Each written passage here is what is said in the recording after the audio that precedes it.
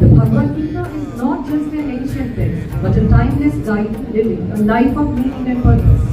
It addresses some of the deepest questions we face, especially as students. How should we deal with challenges? How can we find peace and purpose in a world full of stress and competition? The Gita's wisdom, delivered through a powerful dialogue between Lord Krishna and warrior Arjuna, offers profound answers that are relevant today as they were thousands of years ago. To understand Gita, we must understand the story of Mahabharata.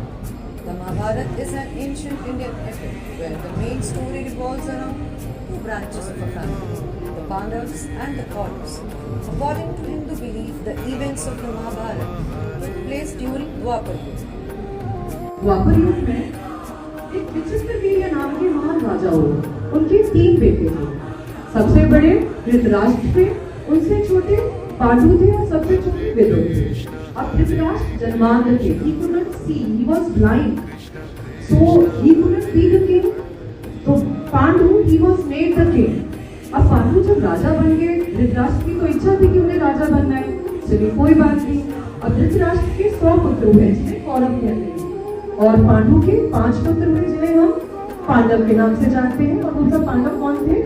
Yudhishthir, Bhim, Arjun, Nakul और सहदेव। पांडु की मृत्यु के पश्चात पांडु के पुत्र को राजा नहीं बनाया गया, बल्कि धृतराष्ट्र के बेटे को राजा बनाया गया, जो कि कौन थे? दुर्योधन। अब दुर्योधन राजा बने और दुर्योधन ने पांडवों को सारे अधिकारों से वंचित रख दिया।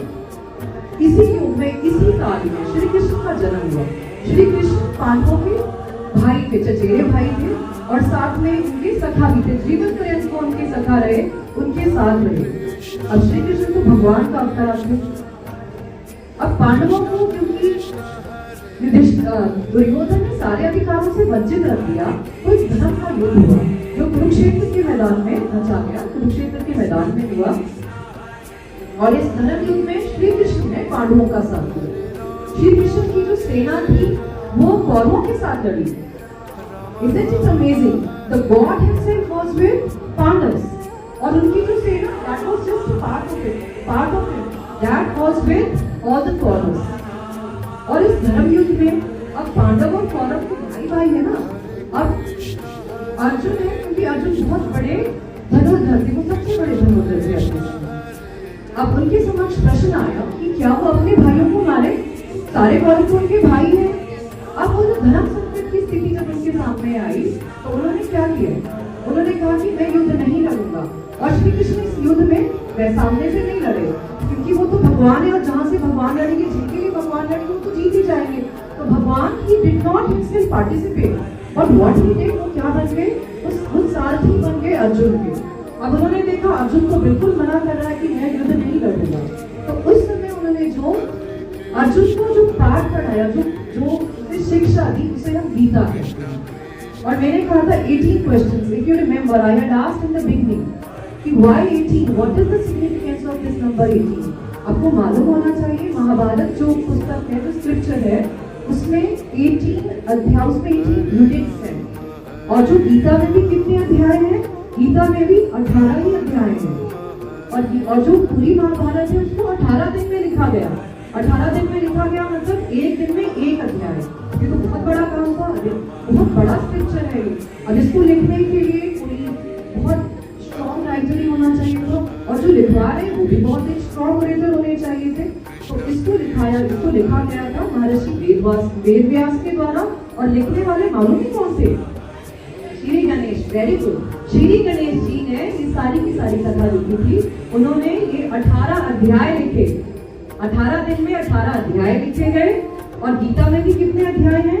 18 ही अध्याय हैं। इसीलिए मैंने आपसे पहले कहा था कि I would ask you, though I wanted to give you this homework to you, but I have already answered to you.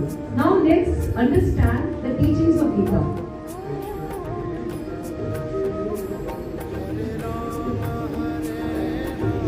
To the students, now how is Gita applicable to us all in these days?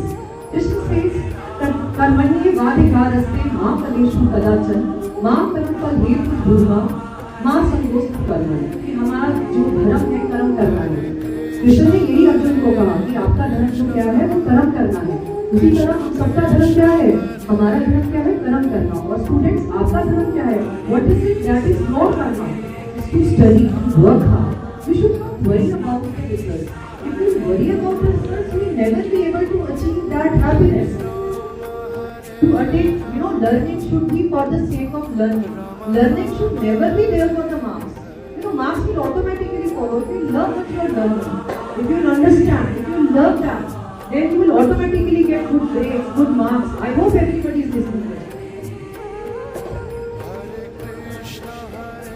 So we should take pleasure with the journey is more important than the destination.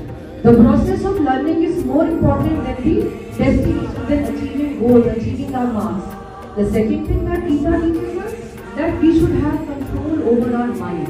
It is very well said that mind is its own power and itself can make heaven of hell and hell of a heaven. So whatever is there is in our mind, happiness, sadness, all the emotions, that is all attached with our mind. If we are happy, then we find everything good to it, everything beautiful. But when we are unhappy, when we are sad, when we don't get good marks, even the good food that mother has cooked for us will not make us happy. So we should have that control over our mind, that we should not get disturbed by the things. We should have that static mind. It should be stable. And now our students have prepared some shlokas for you. They will recite them in Sanskrit, and for your convenience they have been translated to Hindi and English as well.